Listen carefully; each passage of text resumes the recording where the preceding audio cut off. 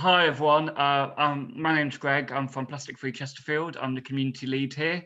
And for those who don't know about Plastic Free Chesterfield, we're one of 700 plastic free groups all over the country, working collectively in our communities to address the issues of single-use plastics. If you're not aware of plastic free communities, you can check out the Services Against Sewage Plastic Free Communities. And if you're not already involved, you can get involved in a local group, or you can also just set up a group, which is great. So basically, Plastic Free Chesterfield, we're a community group we started up in June 2019. So we've been going for just over about a year and a half now, and we've kind of started to work together in our communities to contact businesses and community groups and churches and schools and basically everyone in the local community to join with us in our mission to reduce single-use plastics. So we just started to contact loads of businesses and lots of groups, and a year and a half later, we've managed to sign up 50 businesses in Chesterfield, or over 50 businesses now, who are pledging or who are actively reducing their single-use plastics in their business. We've also signed up over 50 community organisations and schools.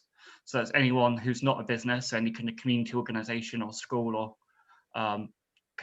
any kind of community organisation, basically. Which is really great, really exciting. So we've got a lot of support in our local community, and it's a journey that we're on to work together in Chesterfield. But Chesterfield's a large area, so with a good couple of hundred businesses in Chesterfield. So we're very at our early stages, even though we're a year and a half in, and obviously COVID's been a challenge for us as well. But obviously we've continued to go, and we're really excited that we're able to be accredited now. We're delighted to be able to tell everyone that we're going to be accredited by Services Against Sewage as a plastic-free community. So it's really exciting news for Chesterfield, joining lots of over 100 other groups all over the country who are accredited plastic-free communities. But we're not stopping, and we're going to continue working on our journey to reduce single-use plastics. And one of the organisations that are really helping us to achieve that mission are City to Sea. And tonight you'll be able to find out all about City to Sea. And really great to welcome Natalie Fee. She's award-winning environmentalist, author, speaker, and she's the founder of City to Sea. And she'll explain a little bit more about City to Sea. It's amazing, really. Just so delighted to have Natalie here, because she's won the Sunday Times Volvo Visionary Awards for her campaign work. She's been recognised as 50 New Radicals by the Observer, and she's kind of won the Sheila Mackenzie Award for Environmental Justice in 2017, and Bristol's 24/7's Woman of the Year in 2018. But she's amazing, and she's got such good praise from so many people. She's given hundreds of talks all over the country, and she's just brilliant. So really delighted to have her here. So I will welcome in Nat now. So thank you so much for joining us. Thanks, Greg. There's no blush emoji, otherwise I would have put the blush emoji up on the screen. Thank you for singing my praises. That's very lovely. But I'm just like you lot. I mean, I just started off setting up City to Sea because I was getting fed up with the amount of plastic that there was in the not just in the middle of the Pacific, but actually floating out of the River Avon down to the Bristol Channel. So yeah, I'm based in Bristol. Tonight I am actually in Clevedon, and so that's nice. I'm actually looking out over the sea.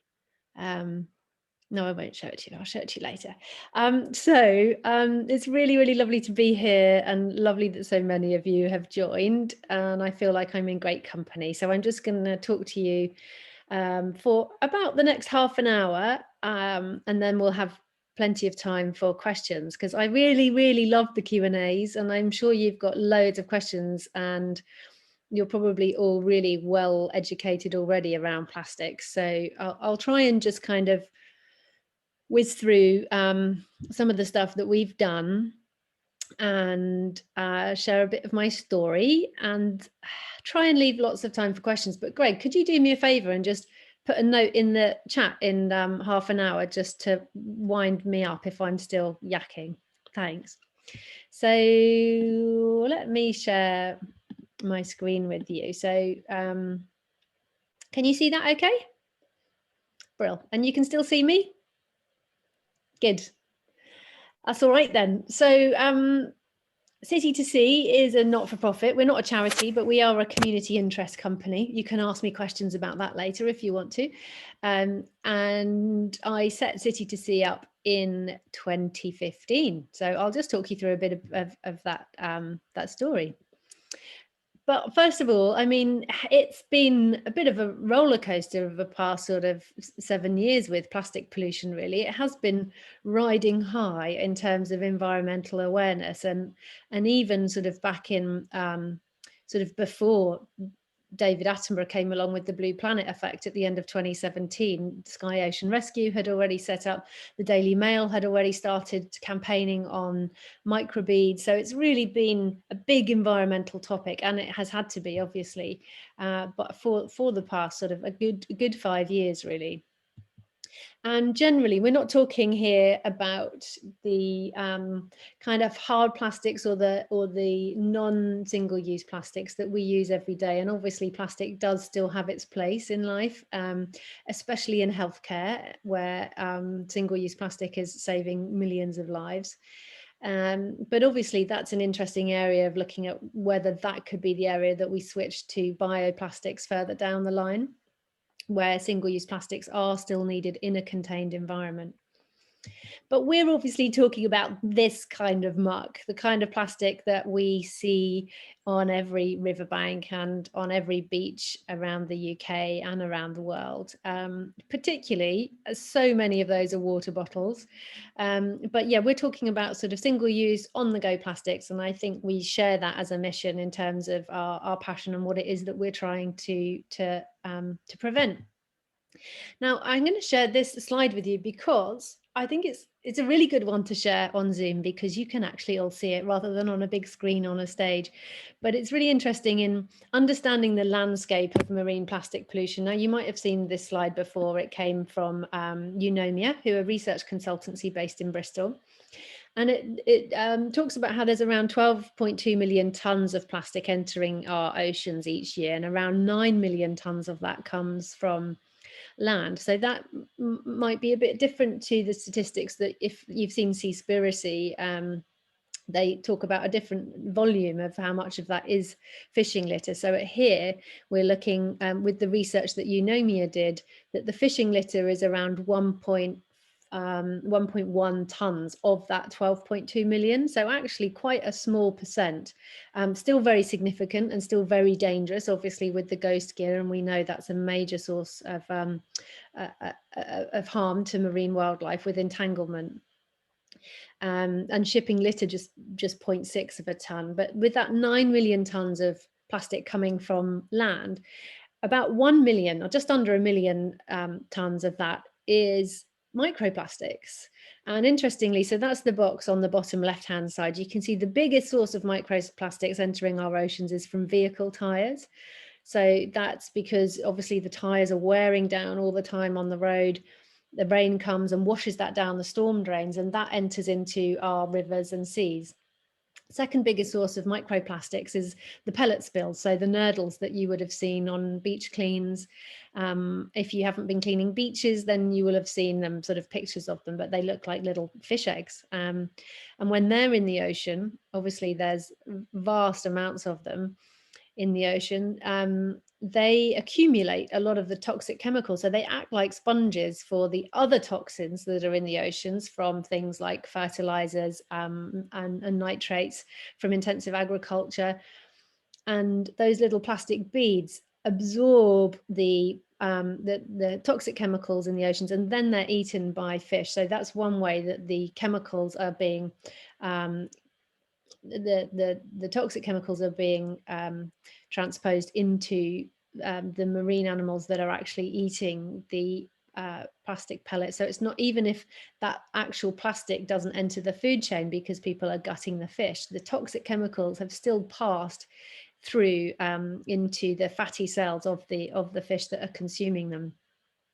I won't talk about all of those, but just the third biggest one is from textiles. So that's the microfibers that are leaking into our environment through our washing machines.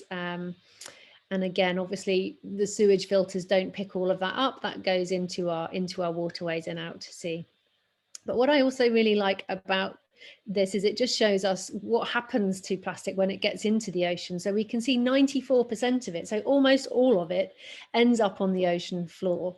Only 1% of it ends up on the surface, and that's generally because plastic sinks. It only tends to sort of float, either certain kinds of plastic will float, but also if it's got air in it, it'll float. And 5% end up on the beaches. So if ever you needed confirmation that it's much better to clean beaches than it is to invest billions in a machine that's floating around on the sea, picking up a tiny percentage of the 1% of plastic that's on the ocean surface, then here's the slide that you need, and you can access this online if ever you want to show that, just by searching for Eunomia, or send me an email and I can send it to you. But also, oceans will clean themselves. So after a big storm, and with certain currents, it will pick up some of that litter from the seafloor, and certainly from the surface, and blow it onto the beaches. So that's a good reason why, another reason why beach cleans are really effective, because it is actually the most effective way that you can help clean the ocean of the plastic that's already there. But at City to Sea, we didn't focus on beach cleans because, as you were saying earlier, there's already lots of organisations who are doing great work in terms of cleaning beaches. And at City to Sea, we wanted to focus further up the not the food chain, but you know what I mean, further up at source, and try and turn it off at the tap and stop it from getting into our rivers and seas in the first place. So in terms of the plastic that's entering into our rivers, actually this statistic was disputed this week, and I haven't yet read the article, so take this one with a pinch of salt. But there was a big study that was out that showed 95% of the world's plastics entered the world's oceans through just 10 rivers around the world. But there was literally an article out on this week, so do check that out. But the effect that had on a lot of people in the global north and in Western countries was this.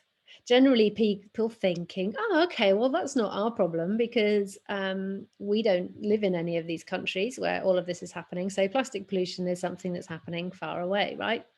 Well, as you probably know, it's not. I've missed a slide. But anyway, obviously we're exporting still around 90% of the plastic that we're picking, gathering and collecting in the UK. And we're exporting our plastic to a number of those countries where plastic is leaking into the marine ecosystems. So obviously it is our problem. And given that the oceans provide us with every second breath in terms of the oxygen that we take, supporting the oceans and realizing the interconnectedness of our oceans is very much part of what we all need to be doing. But for me, I wouldn't say I was your sort of typical ocean ambassador. And actually, I was completely terrified of the sea. I had no relationship with the ocean whatsoever. Back in 2014, before I got involved with plastic pollution, I hated going on boats, I hated swimming, I really didn't like flying over oceans. I actually had a phobia of the sea, so it was quite, I think, quite funny. It's interesting that I did end up becoming an ocean campaigner, but it's really because of these little guys. Back in 2014, when I came across that iconic and incredible trailer for the film Albatross by the artist Chris Jordan, that my life took a change of direction. And for me, as I'm sure with many of you, in fact, I'd love to, when we're talking and doing the Q&A at the end, I'd love to see sort of, how many of you this affected sort of, and was the catalyst for your journey for plastic pollution. Because for me, it was seeing those everyday items that I was using. So there was like bottle top caps, I was using those. There was an Epsom ink cartridge, I was using those. There was Colgate toothbrushes. There were plastic tampon applicators, cigarette lighters. And I couldn't categorically say that those items weren't mine, because I didn't know where my waste was going and I didn't know where my recycling was going. And the way Chris portrayed the plight of the Laysan albatross in the Midway Islands, in the middle of the Pacific Ocean, with the most exquisite music, and it was the such beauty that he put it forward with, and such horror, like the grief was just so intense. Of just seeing what was happening to these birds. And that was really my wake-up call. And I remember the strength of my reaction to that was literally what catalyzed me. I'd seen environmental issues before, obviously, and I've campaigned on some things in the past, but nothing hit me that hard. And I knew the strength of my reaction was, for me, like a calling, a sign that I needed to put my energy into this and try and do something about it. But I really didn't know where to begin. I was working in telly at the time. I was trying to get more environmental content on the telly, and they weren't interested back in 2014. And so, I just thought I'll just share this quote with you, actually, because it's just interesting, just picking out some of the behavior change points in this as well, when we're looking to build change and influence people. And I really resonated with this quote from Henry Cloud that says, "We change our behavior when the pain of staying the same becomes greater than the pain of changing. Consequences give us the pain that motivates us to change." So sometimes we can be motivated through beauty and joy and through our neighbours and family doing things. But sometimes, and it was the case for me in the albatross, it was when the pain of doing nothing was greater than the pain of doing something. So I decided, strangely, to start with a music video. I thought that a music video would go viral, change the world. All the young people would stop drinking Coca-Cola and throwing it on the ground. And I was doing this as well to raise money for Surfers Against Sewage. So I thought, yeah, I'll do that and have this really successful video.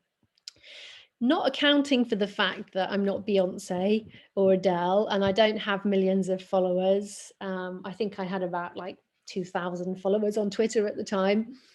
And City to Sea didn't exist at that point. So anyway, I did this crowdfunding campaign. I think I called it Sea's Initiative because I love a pun. And I do occasionally dabble in music and write songs on the guitar. And I'd written a song that wasn't about plastic, but I thought the video would work if it was about plastic pollution. So I just set up a crowdfunder in my spare time, and I raised £5,000, which seems like a crazy amount of money to actually do a music video.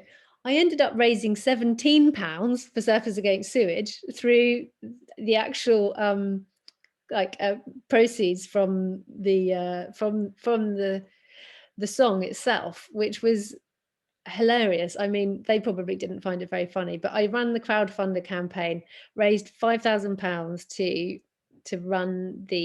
get the video produced, and it was very beautiful. I didn't know at the time that you could create campaign videos for 500 quid on a shoestring, but anyway, that was my first response. My question to myself was, what difference can I make, and how can I bring my skills and my talents to this problem? And so I started with the music video, but luckily I didn't stop there when it was a complete flop. But if you do want to watch it, if you kids watching want to dance around to it later, put the music on loud if it's not bedtime. It's called Burden and it's on YouTube. And if you remind me later, I'll send you the link. But if you just look up Natalie Fee Burden on YouTube, you'll find it. Anyway, I moved on, and I thought with the momentum that I'd created, through the crowdfunder. So I'd found business sponsors, I had individual sponsors, and I felt like I wanted to do more than just do a music video. So I decided to set up City to Sea. We ran a number of sort of community events. We looked at, I looked at actually trying to work with some of the other organisations that existed, but they didn't want me. They didn't have any jobs going at the time. So I thought, well, I'll start something in my spare time. I had a full-time job in telly at the time, and I thought, well, if we run initiatives in Bristol and if they work, we can maybe scale them up and they can be replicated in other towns, cities, and maybe even countries. We decided to focus, as I said, on stopping plastic pollution at source, and we tend to now just focus on the top 10 items found on rivers and beaches. So our first sort of well, we started off with two campaign strands, really. We decided to try and tackle plastic water bottles and plastic that was being flushed down the toilet, starting off with cotton buds. So you probably, I'd say most of you probably signed the petition back in 2016 to get cotton buds banned. So we launched the Switch the Stick campaign, started off with a petition, and then we worked with 38 Degrees, who were quite new actually still back in 2016, and the petition just went crazy, and we had 150,000 signatures within about 3 months, and we managed to get all 9 supermarkets to agree to stop making cotton buds out of plastic and make them out of paper, and that move stopped over 420 tons of single-use non-recyclable plastic every year. So that was hugely successful and really gave me a taste of, oh, actually we can really make a difference, and we can influence change. If we can't influence government, which we do, but it's just really painfully slow, and there are a lot of factors at work which prevent change happening. But with retailers, we do have a lot more power. And I think that's what we realized and we saw through the Switch the Stick campaign. Other campaigns, I'll talk to you a bit more about Refill. I'm sure lots of you are involved with Refill as well. But so Switch the Stick was our first big campaign. Plastic-free periods, which I'll talk to you a bit more as well about in a moment. But generally, we've worked across a number of different campaign strands, but still generally focusing on bottles and flushed plastics. And then obviously last year we had to do quite a lot of work around PPE and reusables during COVID. And we saw that, as you probably noticed, a lot of the shops and cafes stopped accepting reusables when lockdown opened up. Last summer, they had banned reusables, and we launched a petition called Get Reusables Back on the Menu in the summer, and we managed to get Pret, Costa and Starbucks. We still haven't got Greggs yet, but I'm on their case at the moment because they refused me a reusable cup yesterday.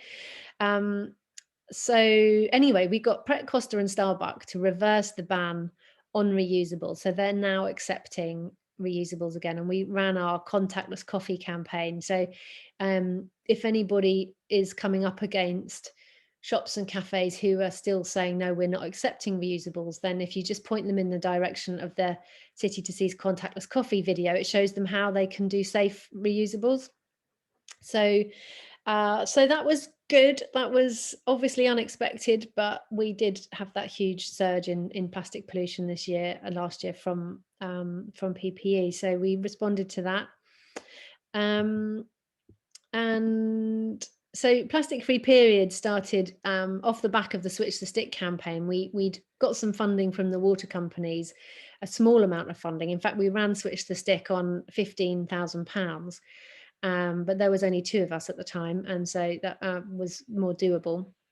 And then from that, we became aware of the other kinds of hidden plastics that were being flushed down the toilet, like wet wipes and also period products. So we developed a campaign called Plastic Free Periods, which we launched in 2017, and really helped kind of pioneer and mainstream the conversations around reusable period products, and just highlighting things like, you know, there's and an average of 5 carrier bags in a conventional pack of menstrual pads and things like that. And our campaign video had 3 million views and sparked some incredible conversations.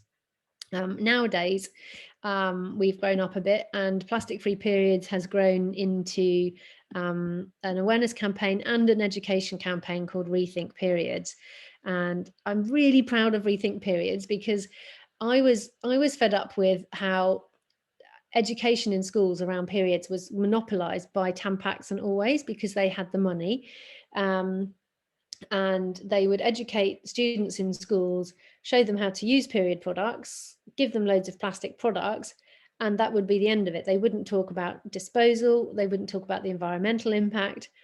So Rethink Periods is an unbiased education program that talks about reusable menstrual products, but it also talks about period shame, taboo, period poverty.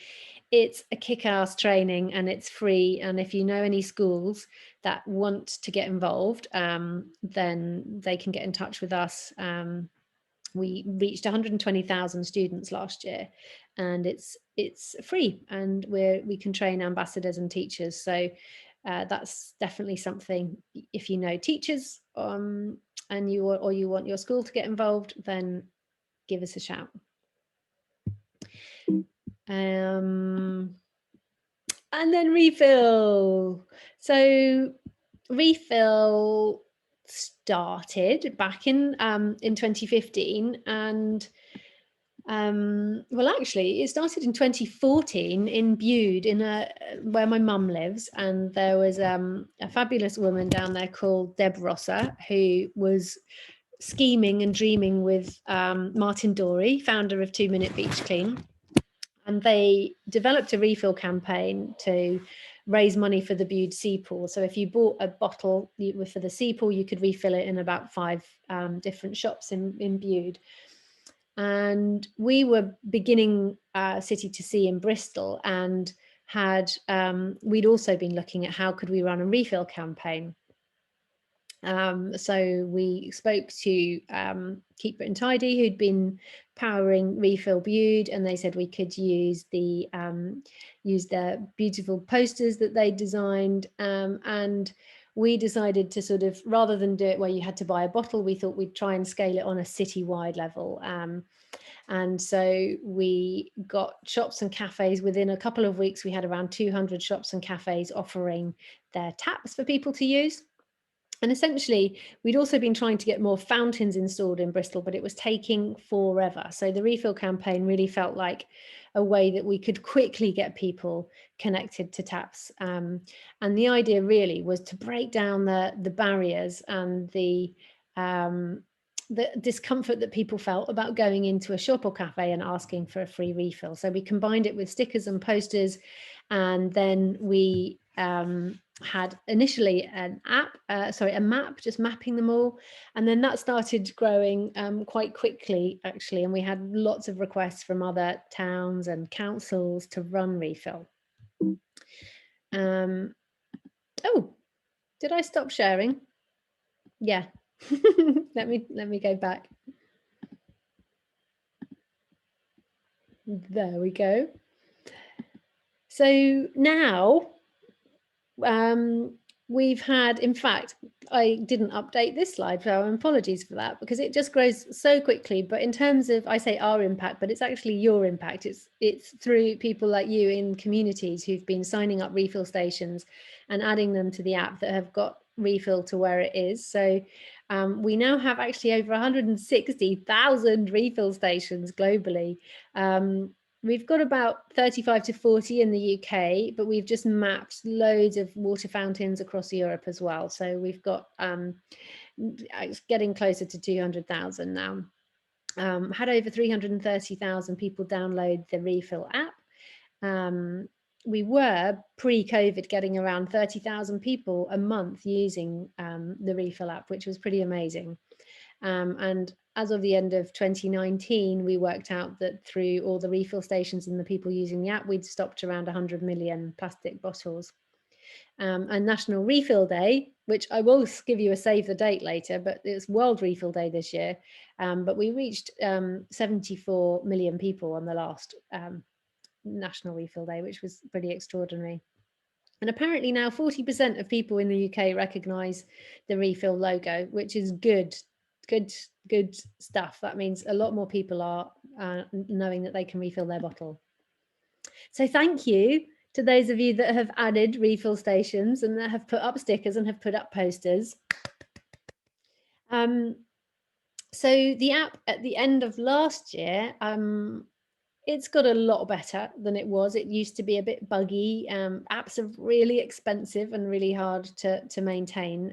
But I think we've been doing a good job of fixing the bugs. And as of last October, Refill supercharged, and you can now use the Refill app to find not just water refills and fountains, but where you can refill your coffee cup and get a discount, where you can take your lunch on the go and get a discount, and where you can do your zero waste shopping. And if you live somewhere where you haven't got a zero waste shop, the app sort of tells you of organisations that you could shop from, like Good Club, for example, who will do refill plastic-free shopping deliveries to your door. So if you haven't downloaded the Refill app, please do. If you have downloaded the Refill app, one thing that would be really helpful is if you could rate it, give it a 5-star rating on the App Store, because we need to just sort of up the app ratings, because in the early days it was quite buggy, and so we've got quite a lot of 1-star reviews, which is really painful because it's brilliant now. So yeah, have a look at it, and if you've got feedback on it from you on the ground adding refill stations, and obviously you can add your local zero waste shops and things like that now if they're not already on there. So yeah, this tool is for you. We've ploughed crazy amounts of money into it, and I would love it if it was really like, something that you felt was working for you, and give us feedback, because we love it. So saving the date. Oh, by the way, I can't see the chat, so I don't know if you've told me. I can see you though. How much have we still got? We're all right for time? Brill. All right. So June the 16th, put it in your diaries. It's World Refill Day. So that is our public awareness campaign, really, to champion refilling over single use. So however you want to get involved, if you want to just like run an event, if you want to just shout about stuff on social media, we'd love you to get involved. I mean, we're going to be doing like a global communications push. We're working with Break Free from Plastic and Greenpeace.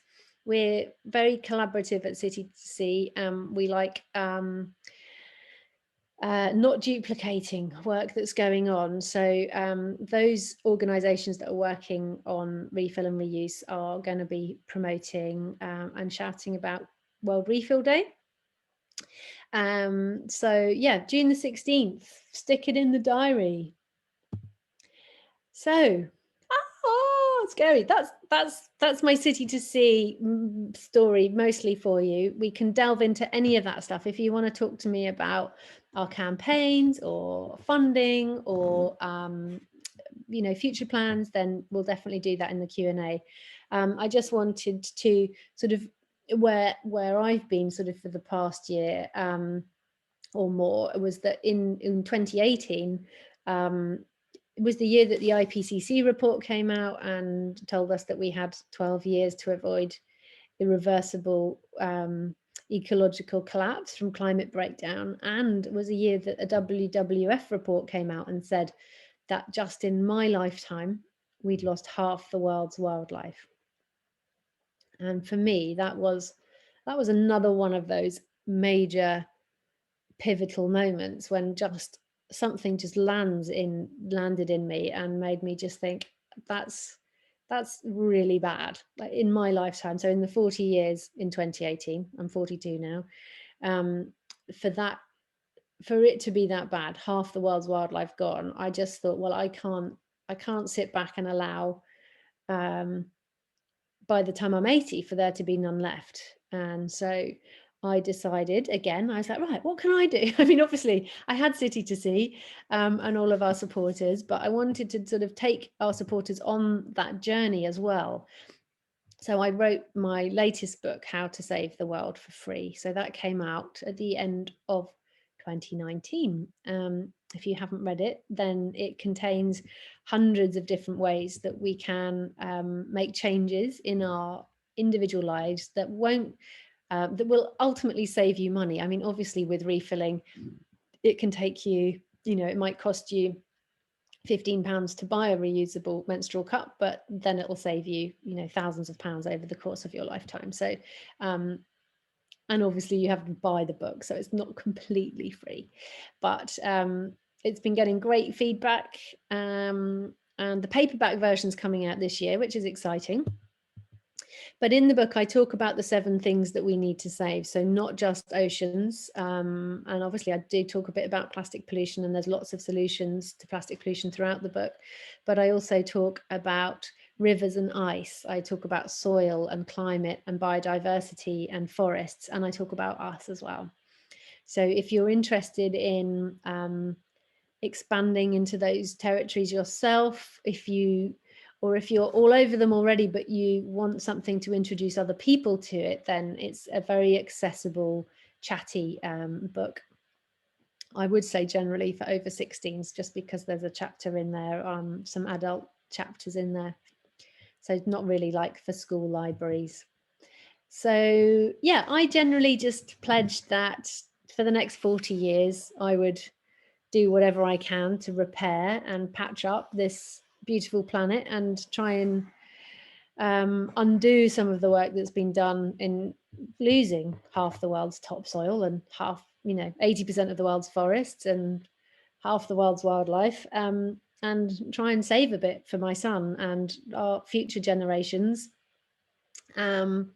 And I'm feeling like finally the government, with sort of the 30-30 initiative, and actually starting to realise that we do have to leave some space for nature. That is very good news. And with documentaries like Seaspiracy trending on #1 on Netflix, it just shows that people are really, really waking up to that.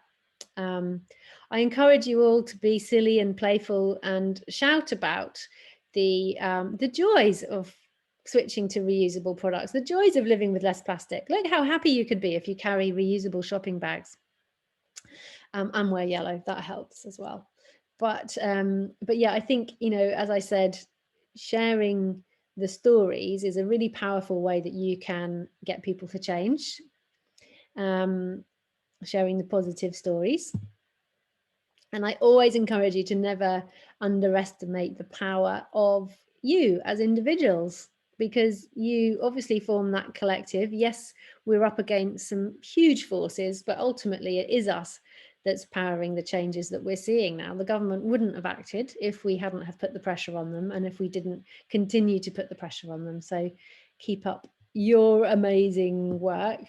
If you want to support City to See, one of the best ways you can do that financially is just give us loads of cash. Second best way is to buy a refill Chili's bottle. So Chili's work with us, and they have great bottles. They cost 20 quid and you get free delivery. But if you buy the blue refill Chili's, the one with our refill logo on it, that gives £10 to the refill campaign. So, Chrissy prezzies and birthday prezzies, that's a great way to kind of power the change and help power our refill. Obviously, do look up my book if that's something that you would like to do as well. And if you're not already signed up to our plastic-free journal, every month we send out our newsletter from City to See, and I think it's a great bit of content. It kind of does a roundup of different campaigns and news stories on plastic, and gives you ways that you can take action as well in your communities and at home.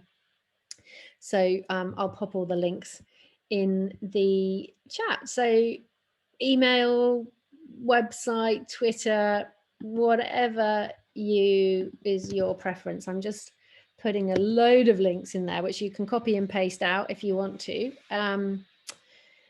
Some of you might be more Instagram, some might be more Facebook, some might just like writing emails. And there's LinkedIn links there. So Q&A time. Thanks for listening. I hope that was interesting for you, and I'm really looking forward to hearing from some of you. Thanks. Yeah, that's amazing. It's really great. There's so much. It's amazing. All the great stuff that you've been up to, and I'm always very inspired by the work of City to Sea. And like I said at the beginning, like I always just get a lot of inspiration from City to Sea, and I love all the guidance that City to Sea have provided on reusables and keeping reusables safe. And I just think I really admire all that work and the work from that in terms of just so useful, because it just means that all the businesses I can kind of pass all their safe COVID guidance over to, and so it's really good stuff. So if anyone has any questions, I will pass that back to the team, because I started this thing, but they are very much the ones that are carrying it on, and we have an incredible sort of female leadership team. We've got Lainey, who's just pretty much single-handedly sorts the app out, and Joe, who's our head of campaigns. So we've just got a stellar team, so it's total credit to them. But thanks, I'll pass that back to them. You're finding it all helpful. Absolutely. I just wanted to ask a question first about because this is something that I knew that when I knew that you were going to come give a talk, I wanted to ask you about the plastic packaging tax, plastic tax that's coming in, because I know I saw something on the City to Sea website a couple of years ago about the plastic tax, but I haven't heard much about it, and I don't know if you have any kind of more knowledge about it. But I know that there's a tax that's coming in next year as of April next year. There's all businesses are going to be having to pay a tax on plastic packaging, but I'm still very unclear about it, and I know the City to Sea have kind of previously kind of done a bit of campaigning on it, and I don't know what you have in terms of any updates or anything you can tell us about that at all. Did a huge petition on it, actually, and I think that reached about 250,000 signatures back maybe in 2018. But I'm not actually feeling that confident in telling you what's happening just around the corner with that. I mean, I know that we've got the plastics tax that's coming in, that's taxing products that have less than 30% recycled plastic in it. So that's definitely that's coming in, so that will help, but it's still very weak. And obviously the announcement the week before last around the deposit scheme that it's being delayed again, which is kind of typical and expected, but really disappointing, because we know that obviously deposit schemes reduce 90% of plastic or more from plastic bottles. So I think we've probably got a really good blog on it on on our website, but I think at this stage we did also release something just talking about the deposit scheme. We did some work with Changing Markets last year, who released a report on how the plastic industry are still lobbying to delay and derail the deposit return scheme. So I think personally that would be a good campaign area to shine a light on who those lobbyists are, and actually do some creative campaigning around those as well. Yeah, I'd like to hope that maybe Break Free from Plastic might be able to do something like that, because obviously with it having the global reach, and obviously we know that sort of obviously the big plastic polluters are Coca-Cola and Nestle. But we've seen other kind of especially locally, we've seen when we've kind of been doing litter picking, we've noticed that like Lucasade and Oasis bottles and things and stuff like that tends to be quite a big one. And so I think especially Lucasade tends to be really big one. And obviously there's all the kind of talks and everything, like, you know, litter seems to be a huge issue at the minute as well, and kind of people talking about petitions around kind of printing car registration plates onto McDonald's takeaway packaging and all sorts of stuff, you know, so it seems to be a really big issue at the minute about all of this. Yeah, it's definitely, I think we're going to see a lot of the changes that we want to see are going to be coming in through the environment bill, and we've been working behind the scenes with Friends of the Earth and Greenpeace, and I think Surfers Against Sewage are on that coalition as well, just putting pressure on the government to tighten up the inclusion of single-use plastics in the new environment bill. So there is going to be extended producer responsibility coming in. So that's where the producers have to pay for the collection, which is going to be game-changing. Actually, we are going to see a lot less sort of single-use packaging. We're going to see a lot more refill schemes coming in, and a lot of supermarkets are starting to trial sort of mechanized refill systems, which is going to be good. That means you're not going to have to stand there for half an hour getting Ecover laundry liquid all over your hands and all over the floor when you refill your bottle. So yes, we've got plenty of questions, so I'll stop. Yeah, I think Sarah came in first, so she said, I don't know if Sarah wants to unmute and read out your question, or whether you if you don't, then I can just read that out for you. That's fine. But yeah, Sarah says, do you think there is an issue with complicated plastic?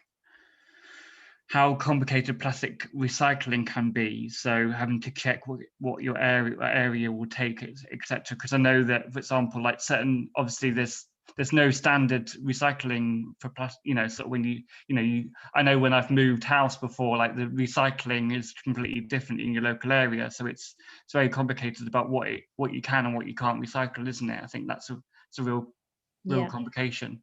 Yeah. So I think that is one of the things that's going to be unified in the environment bill. So there will be a unified recycling policy around the UK, like they've done in Wales, but it will be in England as well. So that's good news. But again, these things are sort of taking time to implement. But in the meantime, it's really frustrating, you know, when you're living somewhere where they won't accept, you know, they'll only accept PET bottles. So in the meantime, you can look into things like returning your plastics to supermarkets, because most supermarkets now will accept your soft plastics back, and they'll take them, you know, where they're going to export them to, I don't know if they're going to process them in the country. And you can set up the TerraCycle recycling schemes in your local schools and things like that, or local shops. So it's not ideal. Obviously, ideally, we're using less plastic, but it's not always possible, especially if you're feeding a large family on a budget. So just sort of looking at what are the good interim solutions, like TerraCycle and eco bricks, if you have someone that's actually putting them to good use. Yeah, definitely. That's really useful. Tracy, do you want to come in next? Do you want to unmute? And you've messaged me hat, so yeah. Thanks, Greg. Hi there, Natalie. I'm just looking at your app. I've just downloaded it, and I see you've got zero waste shops on there, and the coffee cups and things as well, where you can take those, which is great. I didn't realise you had that on there. But there's another symbol on as well between the coffee cups and the zero waste shops. What's that one for? I think that's a lunchbox. So what's So that's where you can take your lunchbox and get a refill of your lunchbox. So that's particularly helpful for people working in the city if they're going out every lunchtime and getting their lunch in a plastic box, or in a even in a cardboard box. So that shows where you can take lunch. But good feedback. If you don't know what it is, then we maybe need to make that clearer. Yeah, I mean, I'm just having a quick play around to see what's local to me, but it looks like you can only have one of the symbols selected at any one time by the looks of it. No, you can have multiple symbols that show at the same time. Right, it's sort of, if it's not, not, just want to look at that, but Yeah. And I know, did you say that Greg's weren't allowing you to have reusables at the moment? Yes, I am. And we just emailed their, because we're in touch with them all, because we worked with them on a report called Food to Go last year. So we just emailed them today. And have you got any intel, or have you been trying that locally? I'm pretty sure that they will in our local one, not that I go in that often, but I'm pretty sure that they do.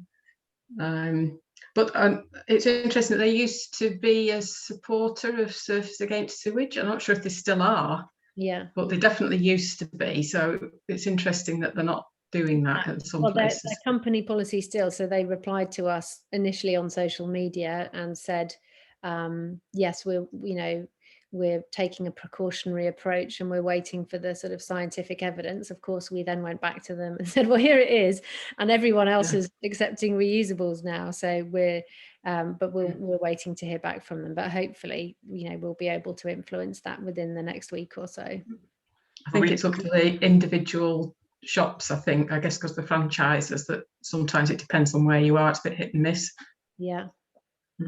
I just wanted to ask as well, one of your slides, you were saying with the bird with all the plastic in its stomach that you were motivated by the pain, which I think a lot of us are, but I think I'm not sure what motivates a lot of other people when they don't seem to really care or see the connection. But I'm just wondering how you can engage other people, what their pain point might be.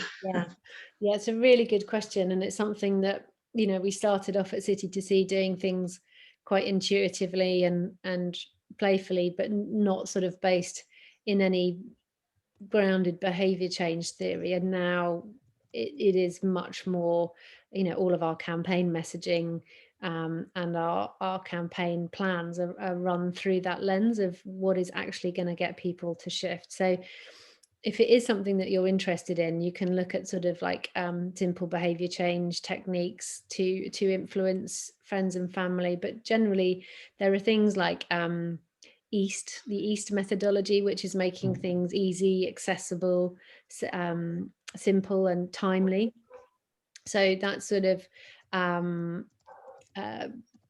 like one way that you can approach things, and generally sharing through positive reinforcement. So rather than sort of blame and shame works quite well for retailers and brands because their appearance is what generates money for them, but blaming and shaming people can tend to shut them down. So it's sort of the positive reinforcement, sharing the really good stories of how much how much money you're saving through refilling or being zero waste, or what a great feeling you have of having hardly any waste in your bin, and talking to neighbours. And the other thing is then through I can't remember the name of it now, but basically through having your peers doing it as well. So that's sort of your friends and family, and it's social norming. So that's the other thing of just sort of when you're out and about, actually being seen with your reusable cup, be it having it in a prominent place, having it out on the train, all of that is sort of social norming, and it's making it popular, and then that popularity drives the trends, and that trend drives investment. Yeah. Okay, thank you. Thanks. Yeah, that's really useful, because like I always think kind of community engagement is always so difficult, because we're not when we're kind of running our plastic free groups in our areas, we're not trained in kind of comms, or and obviously I'm kind of trying to recruit volunteers who are kind of helping out on social media, and it's kind of like we're not we're just volunteers, we're not experts in community engagement or kind of communication techniques or anything like that.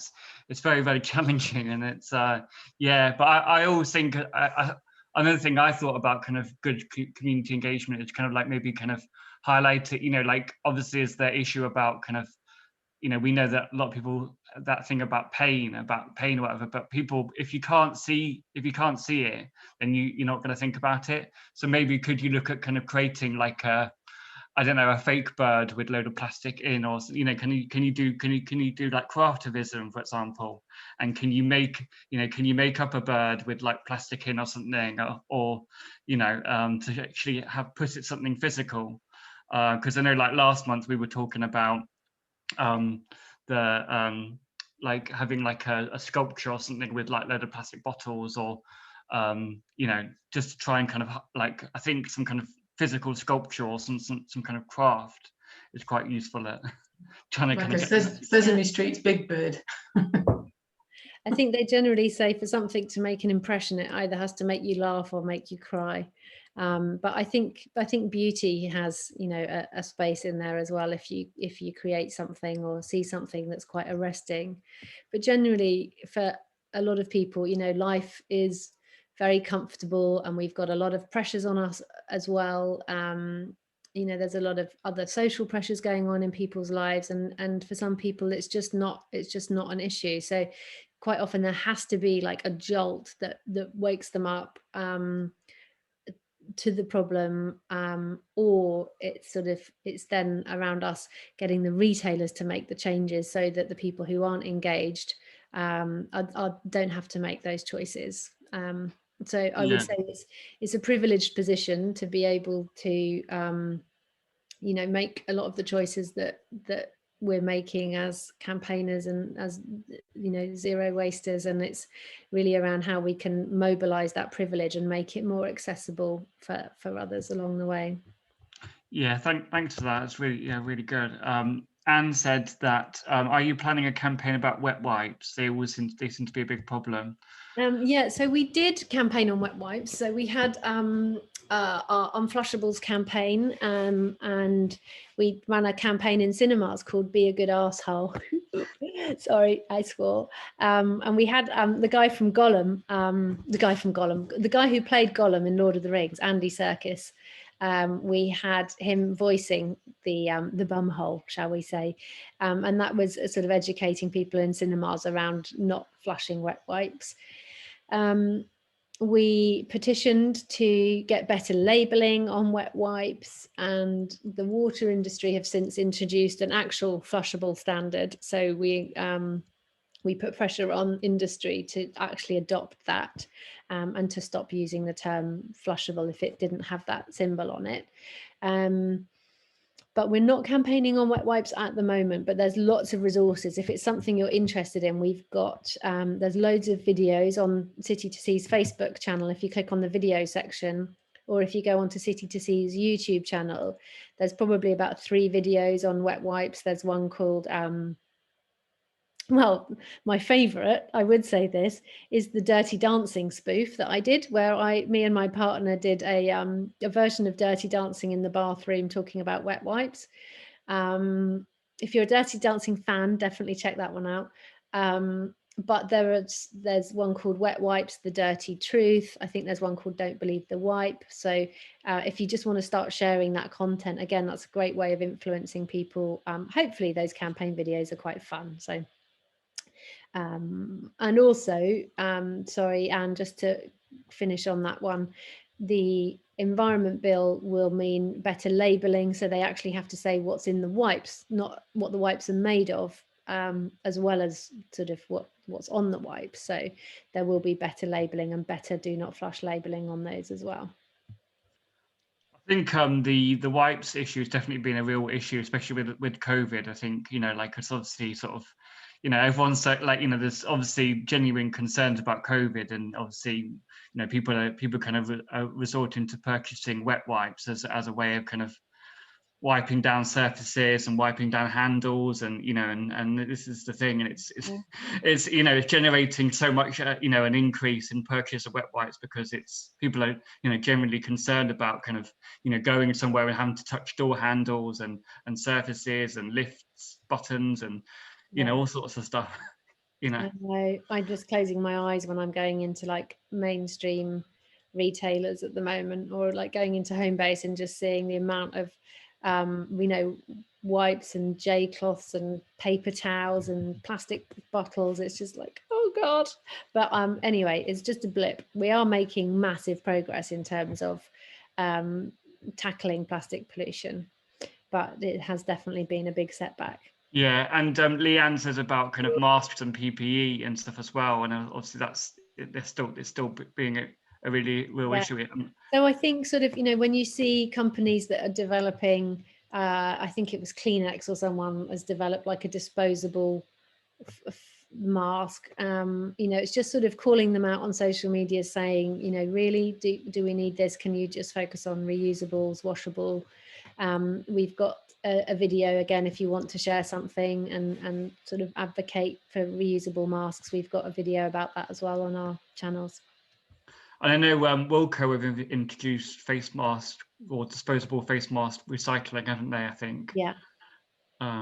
So I mean, how I still think, like, how realistic is it that people are going to save up their face masks and then take them to Wilco? And actually, how are they? I don't really think they're going. They've got metal in them. They've got about 3 different types of plastic, and the string with the elastic. So I don't think they are particularly, they're not very recyclable. So it'd be interesting to see what they're actually going to do with them.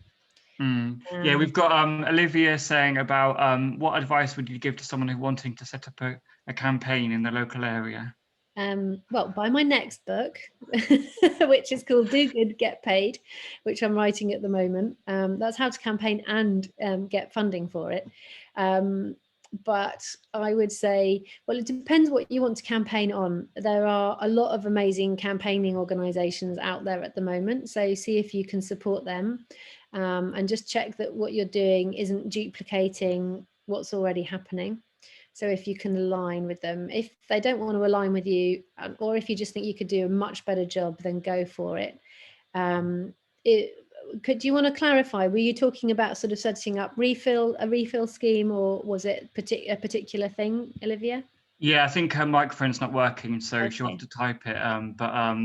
Like, I know that when I signed up to the refill campaign, like the refill guide, the kind of guide to setting up a refill campaign was really useful. And it's the same with it's the same with plastic-free communities as well, kind of downloading the kind of, the plastic-free communities toolkit, and it's really useful to kind of be able to kind of read those kind of guides, and they kind of give you all sorts of tips, and and it's I'm really grateful for like City to Sea and Surface Against Sewage for providing sort of the staff and the guides and things that help you to be able to kind of work on your campaign and this kind of thing, really. But I don't think refill campaign, and speaking to local restaurants. Yeah, fabulous. So if you get in touch with the team at City to Sea, or get in touch with me, and I can put you in touch with the right people. So there may be one in your local area. If you can look on the refill.org.uk website, and then you can look at refill schemes, and it lists all the schemes. Or you're welcome to just ping us an email and we can link you up. Absolutely, yeah. I think it's great. We definitely need more refill programs around. I think it's brilliant. Yeah, well, I think the good news is finally, I think SAS are going to include refill in their plastic-free communities. I know that Eve from our team recently gave a talk at the last week, or even maybe tonight or last night to SAS. They're having a big meeting tonight for their regional reps. Yeah, so she's talking about refill tonight, so that's good news. Yeah, absolutely. Yeah, and SAS do always big up City to Sea in the the contactless coffee and the refill and all that kind of stuff. So absolutely, it's got to be a joint kind of thing, really. So yeah, definitely, it's always a challenge. But yeah, Leanne said glass is an issue here. We save ours and drop them off at a bottle bank, but it would be better if everyone could have a box for this. Yeah. I think what's been good as well is sort of the uptake of Milkman as well, and Milk and More are delivering plant-based milks in glass now as well, and there's the Modern Milkman, which I think is more active in the north than the south. McQueen's dairies have also started out doing oat milk as well now, so that's what I've been doing. So, and even some local, it's always worth checking your local milkman as well, because I did notice the local one was starting to do, the local milkmen are definitely starting to do oat milk and plant-based milk and stuff now. So it's quite exciting. And like, I'm so excited now that I've moved over to glass bottled milk. I get the glass bottled oat milk, and it's just amazing, like the amount of Tetra Packs I'm now saving. And it's just brilliant. Me too. Yeah. I used to get the glass milk delivered because my son was still drinking dairy, and now we both moved on to oat milk. It was the barista one, which isn't organic, but it was the only one that sort of matched up to dairy. And then so I finally got him off of that, and then we were just getting through crazy amounts of Tetra Pak. So yeah, I share your joy. It's a really, and another, I mean, that's the cool thing. I got loads of my neighbours on it I just put a question on the group, the street WhatsApp group, and I just said, oh, is anyone already having a delivery so I can get mine on the same day to reduce transport? So in a way, it was even more stealth. I wasn't saying, hey guys, you should all be getting your glass and milk bottles. I was just sort of raising the question, and then loads of people were like, oh my god, we can get milk delivered and oat milk, and so lots more people have signed up. And if you're with Malcolm Moore, I think you can get like £5 to refer someone, so you can get your milk paid for a week. You get others. I'm just putting the Albatross link in. I know that definitely share it. I think it's definitely worth a watch party kind of thing, and I think everyone should be watching that. It's great that they've made that film available, freely available now for people to watch. I think everyone needs to watch it. It's so powerful.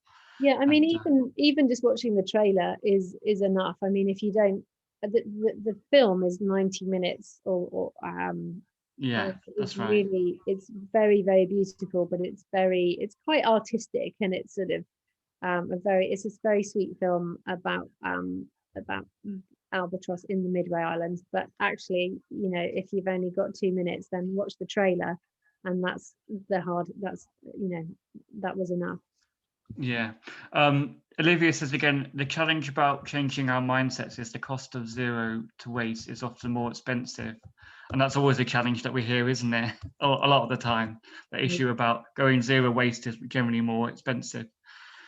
Yeah, it depends sort of how you do it. So Good Club is a good way of getting zero waste at retail prices, but it works more if you at wholesale prices with free delivery, and you can save a lot of money, but it works generally better if there's a few of you doing it, or you've got a larger family, because I think they've got a minimum of £40 a month order, so it can save you money. But yeah, I think that's what I mean about mobilizing our privilege, sort of paving the way. And now we're seeing the likes of was it Aldi or Little Aldi, I think, trialing refill systems, so it's not just in the realm of Waitrose. Asda are launching a load of refill systems as well, so I think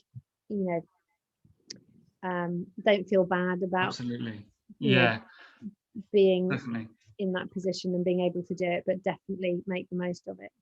I think, and we had our local zero waste shop sort of say that it's what's really good about kind of refill is that, like, if you're following a recipe book where it says you need 2 teaspoons of a certain herb or something like that, then you can just go to your refill shop, and if you only need a small amount, rather than going to the supermarket and buying a big tub of herbs or whatever, or spices or something like that, you can go to your refill shop and just get the amount that you need. And then, if you don't like that spice, then you haven't wasted buying a whole ton of it in the supermarket. You've just gone to a refill shop and you literally just got the amount that you need for your meals that you want to make. So it can save you money, and just like focus a bit. Yeah, absolutely. And we need, we do. It definitely is cheaper. There's so we need to kind of definitely bust that myth that there is, it definitely can be more cheaper. And one of the things I was going to say as well is about, one thing I thought about was, in our local areas, could we run could we kind of do something where we have like a bulk delivery or something? For example, if a shop sort of says, like paper bags or something are really expensive, but then maybe if we had like a bulk buy, if we set up a bulk buying kind of initiative in our local area, and then we said we just bought a huge bulk of paper bags and then sold them on to the shops, and then the cost would then be cheaper for the businesses, because they wouldn't have to then, you know, because they you know, a lot of some of the small businesses say, oh well, you know, having to buy the paper bags or the paper takeaway containers or something, rather than polystyrene. You know, the polystyrene is so cheap, you know, but why should I switch to, you know, it's more expensive. Why should my takeaway business switch to a paper or cardboard container because the polystyrene is so cheap?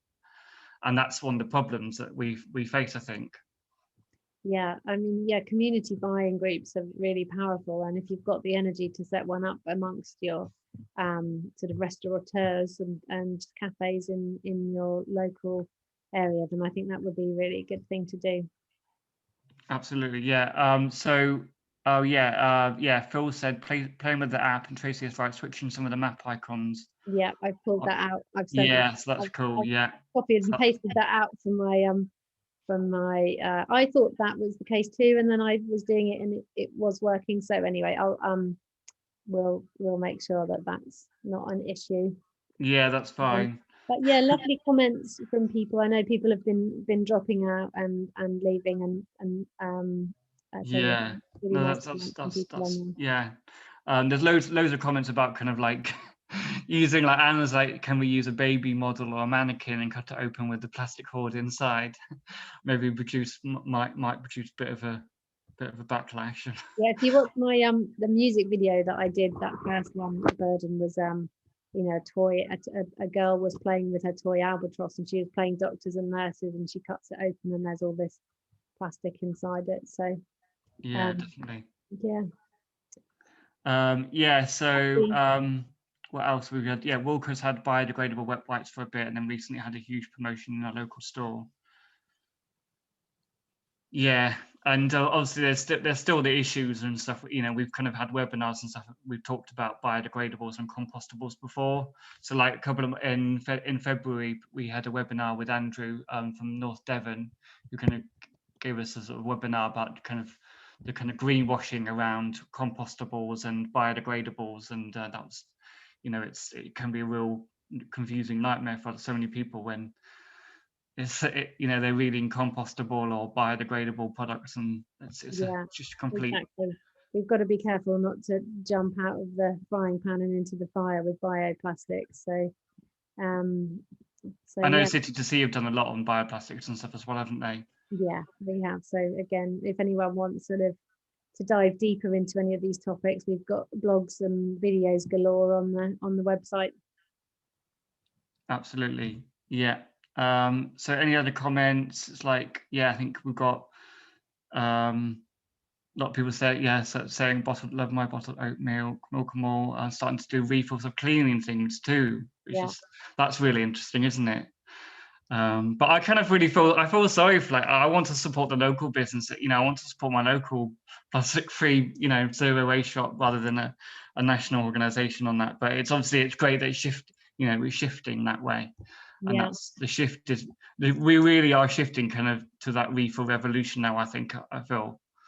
Yeah, it's good to see it happening, and we're very much, you know, got our fingers on the pulse with it, and there's just so much innovation coming through now, and you know, the bigger companies have obviously realized that, oh, actually we can make a profit from this too, so now they're doing it. But yeah, supporting our local businesses and our local growers is hugely important, because as we're seeing with that, a lot of the giant big multinationals are kind of co-opting the environmental movement and buying up a lot of land, and so we definitely need to support local if we can, and especially when it comes to your local food growers.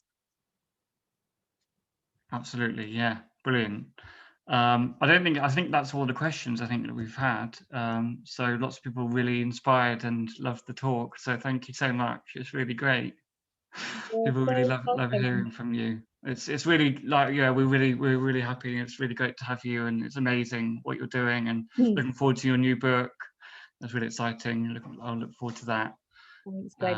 Yeah, I'm losing my natural light now, so I probably should go because I'm just going to be in the dark in a minute. But yeah, no, thanks that's for having great. me and all of you for joining. You're just super engaged, and I just continue to champion the work that you're all doing where you live and in your community. So Absolutely, yeah, brilliant. And it's I think you'll be speaking again at Plastic Free Northwest Festival, Plastic Free and Vegan Festival, I think next month.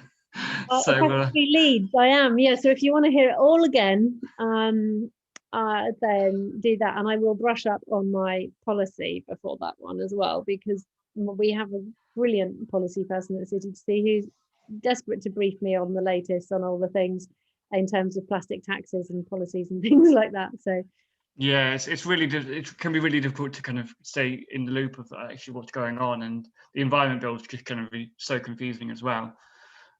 So yeah, definitely that'd be really great. But yeah, I think that was everything from us. But it's just amazing to have you here and talk about everything. We've obviously got lots of things to look forward to. We can all kind of download the Refill app and get everyone to join the Refill revolution. That's what we're trying to do in Chesterfield, is trying to get everyone all the businesses to accept reusables and join the Refill revolution. Just trying to really start kind of getting crazy about it, and it means that by the time we get to World Refill Day on the 16th of June, we'll be able to sort of really start to highlight and showcase lots of things. So we'll be doing the Summer of Refills campaign again this year, where we'll be highlighting all of the fantastic businesses in our local area who are kind of showcasing and accepting refill. Did you do our schemes training last week? Did you take part in that? Yeah. Great. That's why you're so on it. Yeah, absolutely. Yeah, I'm always following City to See and our refill campaign. There's always so much going on, and so I'm looking forward to the World Refill Day this year, and it's going to be great. So I really hope everyone can get involved in the local area on that. So that'd be brilliant. So thanks so much for joining us. And thank you, Greg. You've been a wonderful host, and thanks for all you're doing and creating. Yeah, we'll just keep moving on and keep moving forwards. We won't stop. So and don't forget to rest, and absolutely, yeah, I'm going to be resting this week. On holiday, and so yes, have exactly. I will be doing that. And so next month, our webinar is going to be about PFAS chemicals. So we're going to have someone from FIDRA, the charity FIDRA, who's going to be coming along and talking to us about PFAS chemicals, because one of the problems is that we have plastic-free products like paper bags or takeaway containers that are being coated in dangerous toxic chemicals. So you can find out it's a real nightmare, this kind of stuff. And so that's why we're going to learn all about PFAS and all of that kind of stuff. If you tag City to See in any of the promo, we'll share it as well with our network. Thank you so much. That's amazing. Yeah, it's brilliant. So thanks a lot for everything. And yeah, thanks so much for everyone for joining. It's been really, really great. Have a good evening. Thanks a lot for everyone. Take care. Bye.